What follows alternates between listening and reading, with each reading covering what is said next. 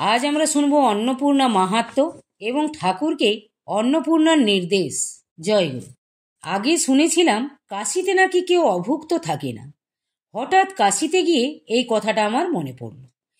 এই কথা কতদূর সত্য তা বুঝবার জন্যে একজন পাণ্ডাকে জিজ্ঞেস করলাম।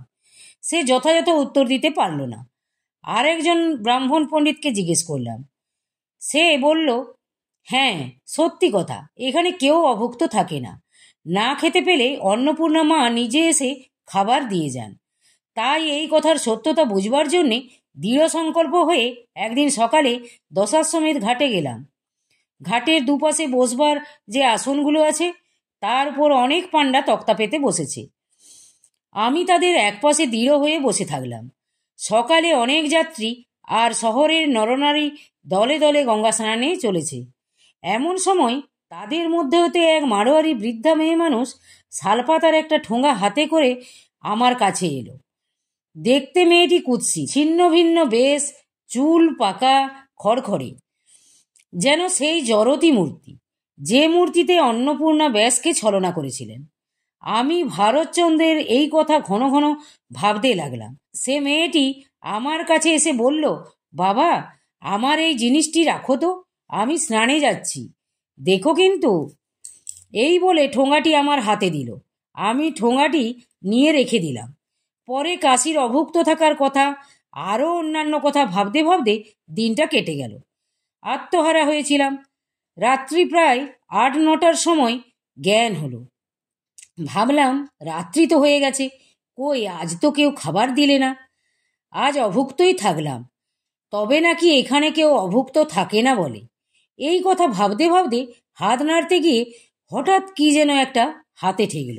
দেখি বুড়ির সেই ঠোঙা। ভাবলাম, আরে যা, সেই বুড়িটা ঠোঙা ফেলে গেছে, বোধহয় ভুলে গেছে, তাই নিয়ে যায় নাই। আবার মনে হলো, যে জাত বাবা একটা আধা পয়সা মাত্র কোথাও থাকলে মেরে পিটে আদায় করে নেয়, ছাড়ে না। তারা কি কখনো ফেলে যেতে পারে? না, তার রাত্রিতে নেবার আশা নাই। সে ঠিকই ফেলে গেছে। আচ্ছা দেখি এর মধ্যে কি আছে। খুলে দেখি টাটকা বর্ধমানের সীতাভোগ। সীতাভোগ তো বাংলা ভিন্ন অন্যত্র পাওয়া যায় না, এখানে কোত্থেকে এলো?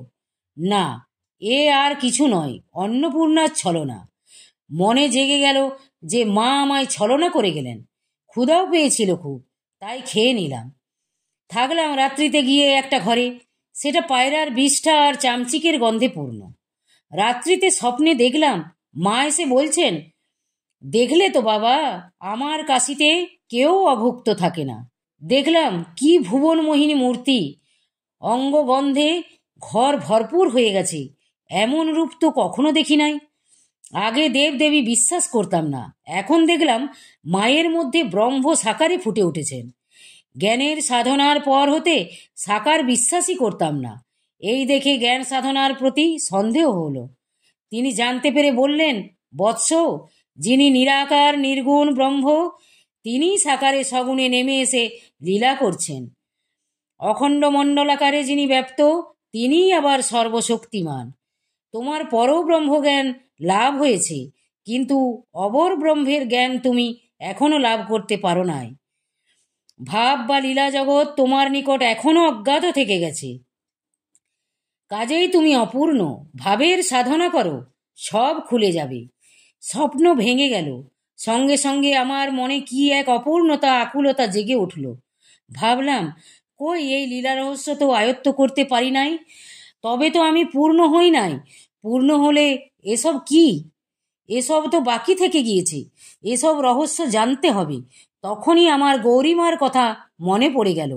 পুষ্করে যখন ঠাকুরের কাছে ছিলাম, তখন ঠাকুর একবার আমায় নিয়ে তার আশ্রমে গিয়েছিলেন। ঠাকুরের সঙ্গে অনেক কথাবার্তার পর আসার সময় আমায় দেখিয়ে বলেছিলেন, দেখো, তোমার এই চেলার নির্বিকল্প সমাধি হলে আমার কাছে একবার পাঠিয়ে দিও। আমি সে কথা শুনেছিলাম, তাই এখন মনে পড়ে গেল। সকালে স্নান করে মন্দিরে মাকে প্রণাম করতে গেলাম। দেখে মনে হলো মা যেন জ্যোতির্ময়ী মূর্তিতে বিরাজমানা। মন আরো ব্যাকুল হলো। ঠাকুরের কাছে যাবার দরকার মনে করলাম না, সোজাসুজি ছুটে গেলাম গৌরীমার কাছে। আশ্রমে একজন লোক পাহারা দিচ্ছে, ভিতরে যাব বলায় যেতে দিলে না। আমি তাকে বললাম, তুমি মাইকে গিয়ে বলো পূর্বে যে সাধুকে আসতে বলেছিলে সে এসেছে, তাকে নিয়ে আসবো কি না। প্রথম দিন তো পাহারাওয়ালা আমার কথায় কর্ণপাতই করলে না। পরদিন গিয়ে বলায় যাবার আদেশ হলো। আমায় দেখে গৌরীমা বললেন, এসেছো বাবা? বেশ। একটা ঘর দেখিয়ে দিয়ে বললেন, এই ঘরে থাকো। তারপর তার নিকট ভাবের সাধনা শিক্ষা করলাম। অন্তরে প্রেমের প্রশমন খুলে গেল। চলে এলাম গৌহাটি ভাব সাধনা করতে যজ্ঞেশ্বরের বাড়ি। জয় গুরু, জয় গুরু। আজ এই পর্যন্তই। যদি আপনাদের ভালো লেগে থাকে তাহলে চ্যানেলটিকে সাবস্ক্রাইব করে সাথে থাকুন। জয় গুরু।